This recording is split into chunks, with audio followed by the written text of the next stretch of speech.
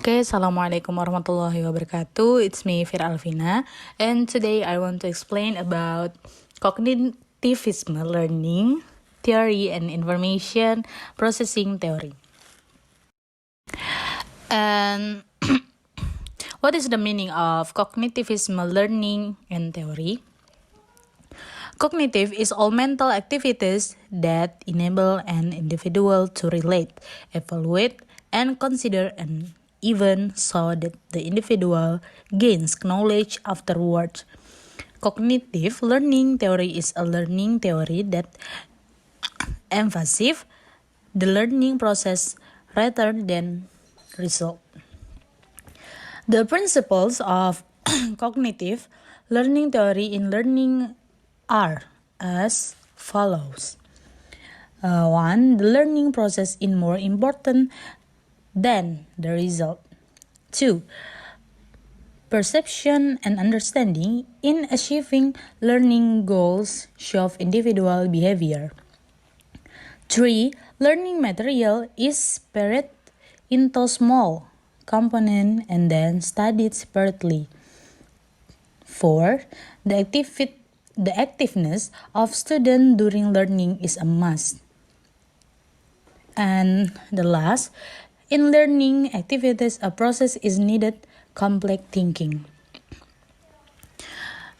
Baiklah, langsung saja pengertian kognitif. Kognitif adalah semua aktivitas mental yang membuat suatu individu mampu menghubungkan, menilai, dan mempertimbangkan suatu peristiwa, sehingga individu tersebut mendapatkan pengetahuan setelahnya.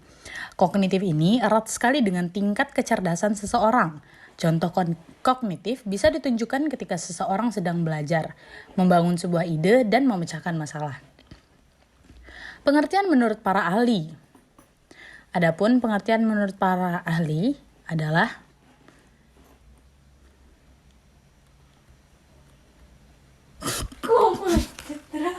salah satunya yakni menurut William Susanto, yaitu cara individu bertingkah laku, bertindak, dan cepat lambatnya individu saat memecahkan masalah yang sedang dihadapi. Nah, menurut Neisser, yaitu perolehan, penataan, dan penggunaan pengetahuan. Okay, next there are 3 relevant aspects of perceptions associated with human cognitive. Peripheral vision sensory function is a memory system designed to store a recording of information received by receptor cells. 2. Pattern recognition, the transformation and organization of crude information to have a sense or meaning. And the last, attention is a third aspect which is defined by the centralization of crude information to have a sense or meaning. Jadi, selanjutnya menurut Drever, yaitu istilah umum yang melingkupi metode pemahaman, yakni persepsi, penilaian, penalaran, imajinasi, dan penangkapan makna. Menurut Piaget, yaitu bagaimana anak beradaptasi dan menginterpretasikan objek dan kejadian-kejadian di sekitarnya. Kemudian saya akan membacakan fungsi-fungsi kognitif. Kemudian fungsi kognitif. Adanya fungsi kognitif ini membuat seseorang bisa dengan mudah bergaul satu sama lain. Adapun fungsinya yang harus Bapak Ibu ketahui. Check this out. The first, perhatian. Perhatian merupakan penyeleksi rangsangan yang nantinya menjadi fokus perhatian dan bisa diabaikan secara bersamaan. Rangsangan yang dimaksud bisa berupa bau, suara, maupun gambar. Yang kedua, yakni memori atau daya ingat. Memori atau daya ingat berkaitan dengan tingkat kefokusan seseorang.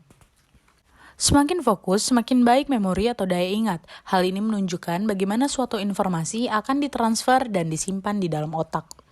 Yang ketiga, fungsi eksekutif.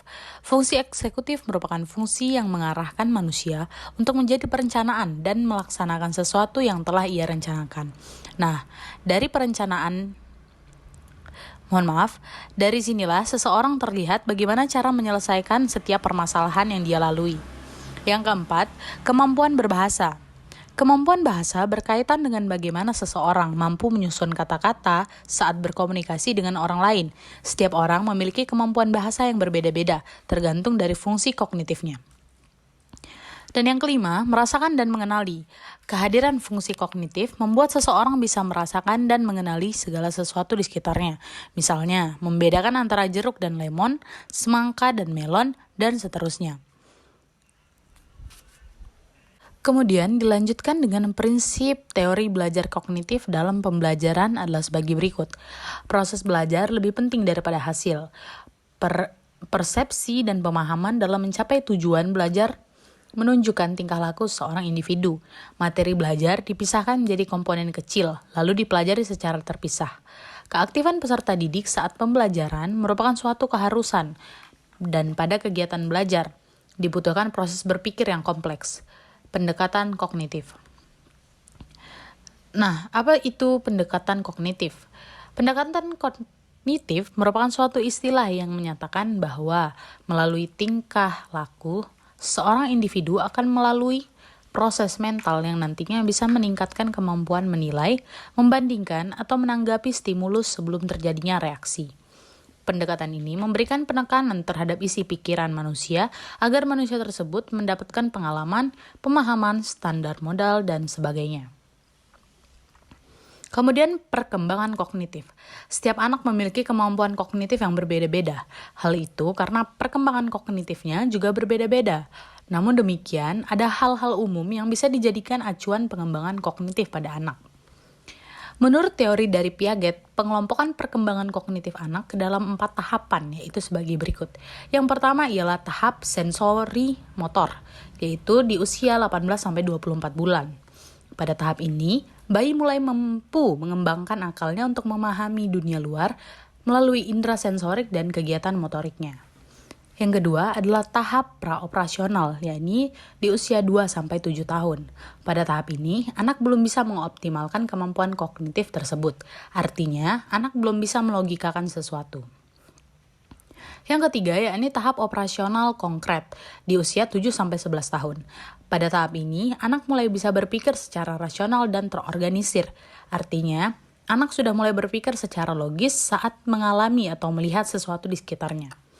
Yang keempat, yakni tahap operasional formal di usia 12 tahun ke atas. Tahap keempat ini menandakan seorang anak sudah bisa berpikir secara lebih luas, menalar dan menganalisis sesuatu, memanipulasi ide di pikirannya, dan tidak tergantung dengan manipulasi konkret. Adapun level-level kognitif yang akan saya bacakan. Di pembahasan sebelumnya, level kognitif ini dibagi menjadi 3 level, yaitu sebagai berikut. Level pertama, ini menunjukkan tingkat kemampuan yang paling rendah karena hanya menuntut pengetahuan dan pemahaman peserta didik jika mengacu pada taksonomi Bloom. Soal level 1 ini mencakup soal mengingat dan memahami. Kemudian soal level 2, pada level ini tingkat kemampuannya tentu lebih tinggi daripada level 1 karena menuntut peserta didik untuk mampu menerapkan jika mengacu pada taksonomi Bloom. Soal level 2 mencakup soal C3 mengaplikasikan.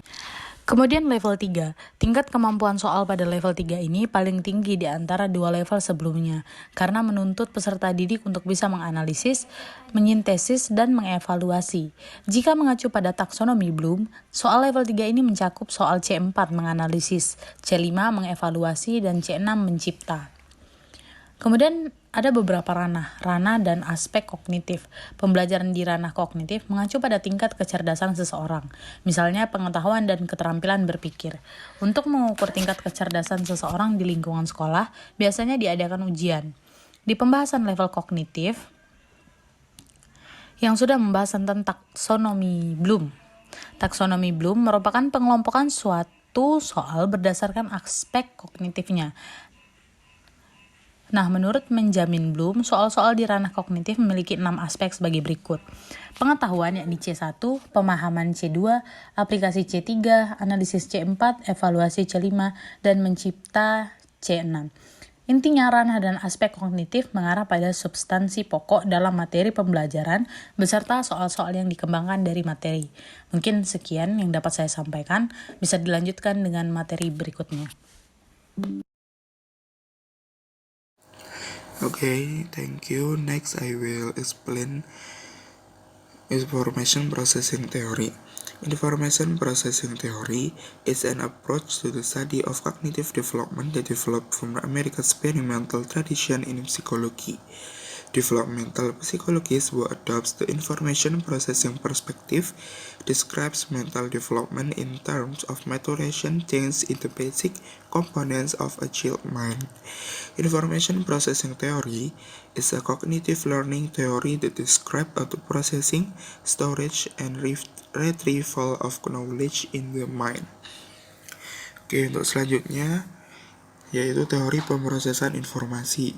Teori pemrosesan informasi adalah pendekatan untuk mempelajari perkembangan kognitif yang berkembang dari tradisi eksperimental Amerika dalam psikologi. Psikolog perkembangan yang mengadopsi pemrosesan informasi perspektif menjelaskan perkembangan mental dalam hal perubahan pematangan dalam komponen dasar pemikiran anak. Teori ini didasarkan pada gagasan bahwa manusia memproses informasi yang mereka terima bukan hanya menanggapi rangsangan. Perspektif ini menggunakan analogi untuk mempertimbangkan bagaimana pikiran bekerja seperti komputer. Dengan cara ini, pikiran berfungsi seperti komputer biologis yang bertanggung jawab untuk menganalisis informasi dari lingkungan. Teori ini membahas bagaimana ketika anak-anak tumbuh, otak mereka juga menjadi dewasa, yang mengarah pada kemajuan dalam kemampuan mereka untuk memproses dan merespon informasi yang mereka terima melalui indera mereka. Teori tersebut menekankan pada pola perkembangan yang berkesinambungan, berbeda dengan teori perkembangan kognitif seperti teori perkembangan kognitif John Piaget yang menyatakan bahwa perkembangan pemikiran terjadi secara bertahap pada suatu waktu. Teori pemrosesan informasi merupakan teori pembelajaran kognitif yang menggambarkan pemrosesan, penyimpanan, dan pengambilan pengetahuan dalam pikiran. Teori ini menjelaskan bagaimana seseorang memperoleh sejumlah informasi dan dapat diingat dalam waktu yang cukup lama. Oleh karena itu, perlu menerapkan suatu strategi belajar tertentu yang dapat memudahkan semua informasi diproses di dalam otak melalui beberapa indera. Next, overview of the information processing approach cognitive. Theory explain how the process of knowing occurs in human. There are several models used to explain the process of knowing in humans. The information processing model discuss the role of cognitive operation in information processing. Harrington and Park, 1986. Currently, there are two models that can be used to explain information processing theory, namely, the first, the store or structure model developed by Atkinson and Shiffrin, consists of three parts, namely input, process, and output. The second, the level of model Craig and Lockhart, consists of two parts, namely processing and repetition. Oke, jadi yang selanjutnya yaitu tinjauan pendekatan pemrosesan informasi. Teori kognisi menjelaskan tentang bagaimana proses mengetahui terjadi pada manusia. Ada beberapa model yang digunakan untuk menjelaskan proses mengetahui pada manusia. Model pemrosesan informasi membahas tentang peran operasi-operasi kognitif dalam pengolahan informasi. Harrington dan Park di tahun 1986. Dalam model ini, manusia dipandang sebagai sistem yang memodifikasi informasi sendiri secara aktif dan terorganisir. Perkembangan seseorang dalam pemrosesan informasi berkaitan dengan perubahan-perubahan kuantitatif dan kualitatif dalam aspek ini, serta pengaruh-pengaruh genetis dan lingkungan.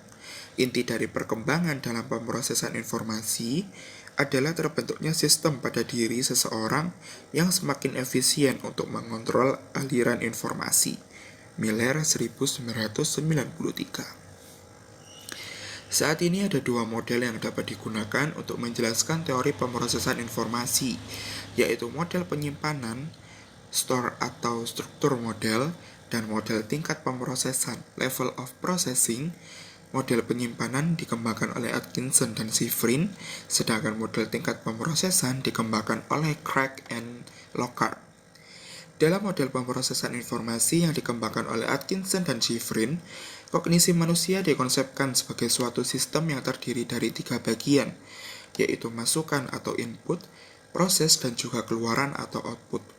Informasi dari dunia sekitar merupakan masukan bagi sistem. Stimulasi dari dunia sekitar ini memasuki reseptor memori dalam bentuk penglihatan, suara, rasa, dan sebagainya.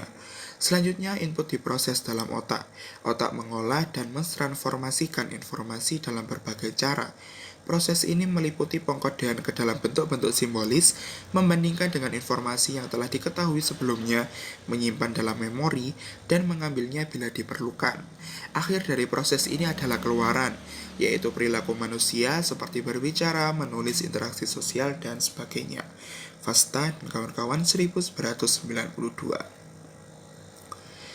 Menurut pandangan model pemrosesan informasi yang dikembangkan oleh Atkinson dan Shiffrin, sejak kecil seorang anak mengembangkan fungsi kontrol dalam mengolah informasi dari lingkungannya.